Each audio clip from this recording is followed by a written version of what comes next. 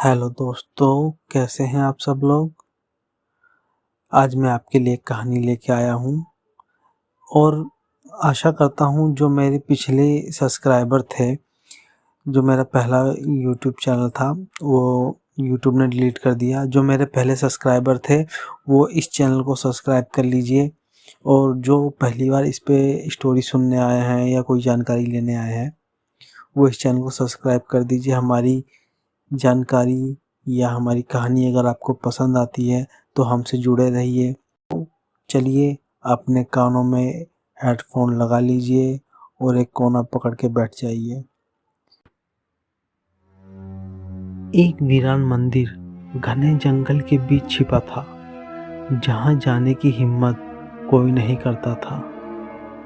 क्या हुआ जब एक पत्रकार ने इस मंदिर के रहस्य से पर्दा उठाने की कोशिश की। अंदर दाखिल होते ही उसकी दुनिया अंधेरे और डरावनी सच्चाइयों से भर गई। क्या हुआ जब वह जीवित वापस लौटा, या उसने कुछ ऐसा देखा कि वह कभी भूल नहीं सकेगा। तो चलिए शुरू करते हैं हम अपनी कहानी। गांव के कोने में घने जंगल के बीचों बीच एक छोटा सा मंदिर था।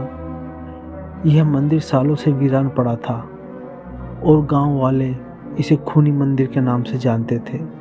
लोग कहते थे कि इस मंदिर में रात में कुछ अजीब घटनाएं होती हैं। कुछ तो यह भी दावा करते थे कि उन्हें मंदिर में चीखने की आवाज़ें सुनाई देती हैं। इस मंदिर के पास रात में कोई भी जाने की हिम्मत नहीं करता था। रवि, जो कि एक पत्रकार था, इन सब कहानियों पर विश्वास नहीं करता था। उसने हमेशा से रहस्यमय जगह की सच्चाई जानने की जिज्ञासा रहती थी। उसने तय किया कि इस मंदिर के रहस्य का पता लगाएगा। एक दिन रवि ने अपने कैमरे की टॉर्च के साथ रात के समय मंदिर में जाने का निर्णय लिया। रात का समय था, चांद बादलों के पीछे छुपा हुआ था और चारों ओर सन्नाटा पसरा हुआ था।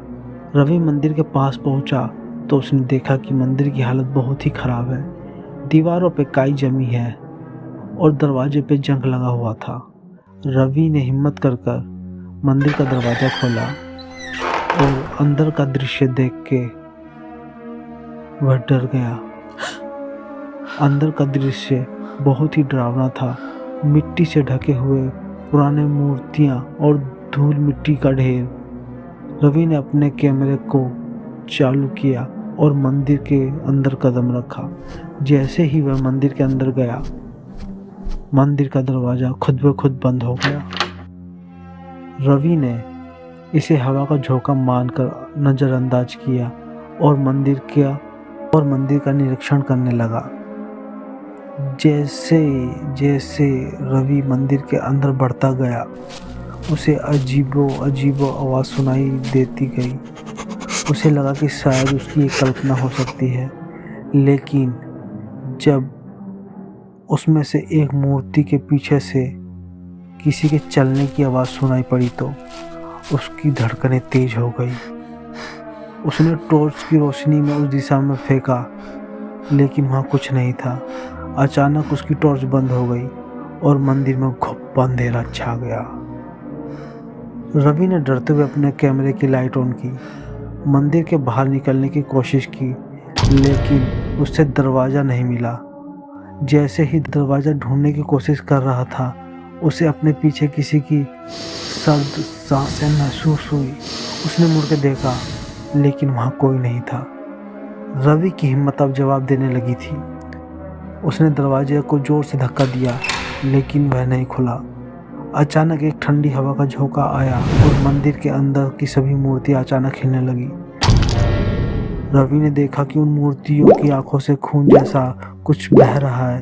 अब रवि को समझ आ गया था कि वह किसी खतरनाक जाल में फंस चुका है। उसने फिर दरवाजे को जोर से धक्का देने की कोशिश की, लेकिन तभी उसके कानों में किसी की हंसी की आवाज़ गूंजने लगी। यह आवाज़ बहुत ही डरावनी थी और ये किसी महिला की लग रही थी, जो बेहद भयानक थी। रवि ने देखा कि मंदिर के बीचों बीच एक छाया धीरे धीरे उभरने लगी। वह छाया एक महिला की थी, जिसके चेहरे पर खून के धब्बे थे। उसकी आंखें जल रही थी। रवि ने अपने को संभाला और उस छाया से सवाल किया, तुम कौन हो और क्या चाहती हो? महिला ने एक कर्कश आवाज में कहा, यह मंदिर मेरे श्रापित जीवन का घर है। मैं उस महिला की आत्मा हूँ जिसने यहाँ सालों से अपने पति की हत्या की थी। अब मेरे पति की आत्मा को शांति नहीं मिल रही। रवि ने पूछा, मैं तुम्हारी मदद कैसे कर सकता हूँ? महिला आत्मा ने कहा, मेरे पति की हत्या के बाद मैंने उसके शरीर को इस मंदिर में छुपाया था। अगर तुम उस शरीर को ढूंढ कर लाओगे तो मेरी आत्मा को शांति मिलेगी। रवि ने हिम्मत जुटाई और मंदिर के अंदर का वह स्थान ढूंढने लगा जहाँ पर शरीर हो सकता था। बहुत देर की खोज के बाद उसे मंदिर में कोने में छुपा हुआ कमरा मिला। कमरे के अंदर एक कंकाल पड़ा था, जिसे देखकर रवि के रोंगटे खड़े हो गए। उसने उस कंकाल को मंदिर के बाहर निकाला और जलाया। जैसे ही कंकाल जला, महिला की आत्मा ने धन्यवाद दिया और धीरे धीरे वे धुएं में मिलकर गायब हो गई। मंदिर का दरवाजा खुल गया और रवि को बाहर जाने का रास्ता मिल गया। वह तेजी से वहां से भागकर निकला और गांव में लौट आया। अगली सुबह रवि ने उस मंदिर के बारे में गांव वालों को बताया और कहा कि अब वह मंदिर सुरक्षित है।